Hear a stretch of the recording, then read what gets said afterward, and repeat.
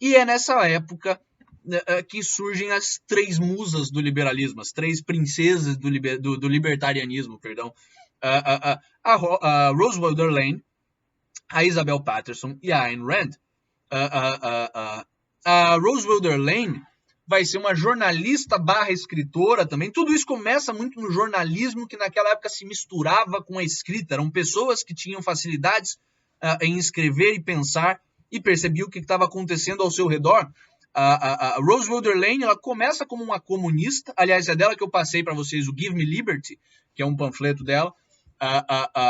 Ela começa como uma comunista e eventualmente vai para a Rússia e entende os problemas do comunismo e o quão importante, o quão necessária era a liberdade americana e os valores fundamentais americanos.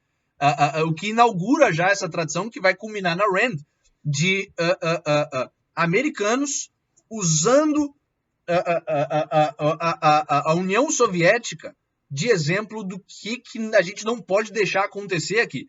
A Rose Wilder Lane começa isso e a Rand eventualmente faz o ápice disso, que é emigrar da Rússia soviética para os Estados Unidos e falar, gente, vocês não têm noção do que vocês estão pedindo. Olha para lá, pelo amor de Deus, porque aquilo ali é o resultado dos princípios que vocês estão defendendo.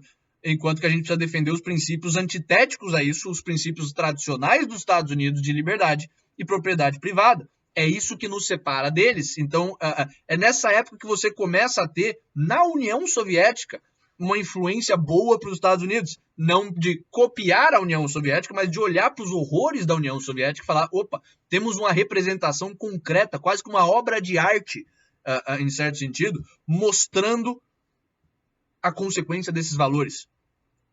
E a importância dos valores que a gente precisa defender. A Rose Wilder Lane, ela vai escrever livros brilhantes, o Let the Hurricane Roar, por exemplo, que ela escreve, ela usa a metáfora de um furacão para falar sobre a Grande Depressão Americana, e ela inclusive, a família dela quebra com a Depressão Americana, ela tem toda essa história de tentar sobreviver escrevendo, ela escreve para não passar fome, inclusive, porque ela quebrou a família dela, de certa forma, ela convenceu os pais a investir no mercado de ação, o mercado de ação quebra, e fica aquele climão estranho na família. Ela escreve o Discovery of Freedom, como a gente precisava descobrir os ideais de liberdade, também uma ideia que vai ecoar na Rand depois. E ela abre esse espaço de publicadores e intelectuais que escrevem, que operam fora da academia, escrevem para jornais periódicos e afins, e não para jornais científicos, e usam a arte também para fazer propaganda política, para fazer a promoção de certos valores políticos. A Isabel Patterson vem nessa onda e expande esse projeto. Aliás, se eu não me engano, ela, se não for a autora preferida do Lucas, é uma das, ele que me mostrou ela mais a fundo. Eu sempre soube que ela era uma influência para Rand, mas não sabia da importância dela até começar a conversar com o Lucas. A Isabel Patterson vai escrever o God of the Machine, o Deus da Máquina, que é um dos livros que eu vou traduzir ano que vem para o português com o Lucas. E o que ela faz é expandir essa noção de liberdade só do nível local americano, mas colocar numa perspectiva do desenvolvimento civilizacional geral, desde o Antigo Egito, dos fenícios e afins, e mostrar como, basicamente, ela dá origem ao que vocês estão vendo no curso do Lucas, essa perspectiva da liberdade, do libertarianismo, como o ápice do desenvolvimento, e do naturalismo também, da racionalidade e da individualidade, como o ápice do desenvolvimento civilizacional milenar. E ela também vai ser, digamos que, a professora da Rand. Ela começa um círculo de estudos e publicações e afins, do qual a Rand vai fazer parte quando jovem. Ela vai ser, digamos que, o coach da Rand, assim, a pessoa que fica ali treinando a Rand e dando livro para ela ler. Eventualmente, as duas param de se falar por causa da questão do teísmo. A Isabel Patterson era uma teísta, no caso, não uma ateísta. Ela acreditava em Deus e acreditava que isso fazia parte, o desenvolvimento da religião fazia parte do desenvolvimento da civilização. E o teísmo dela é muito interessante, até eu que sou ateu gosto muito das ideias dela.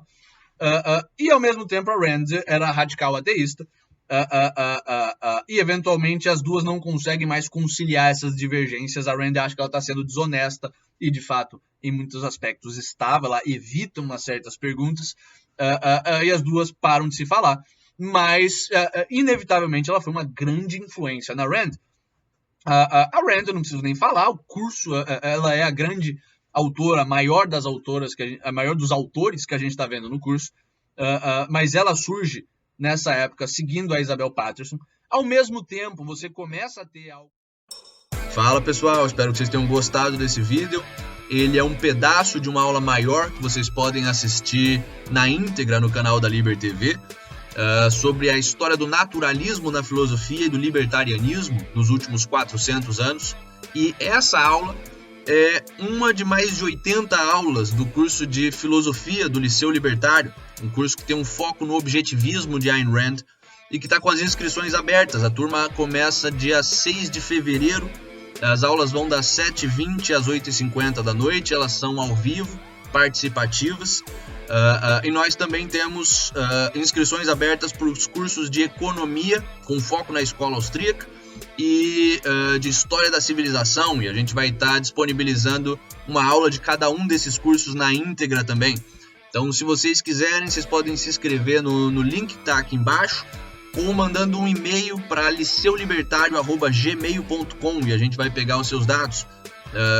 Espero que vocês tenham interesse e a gente se vê no curso.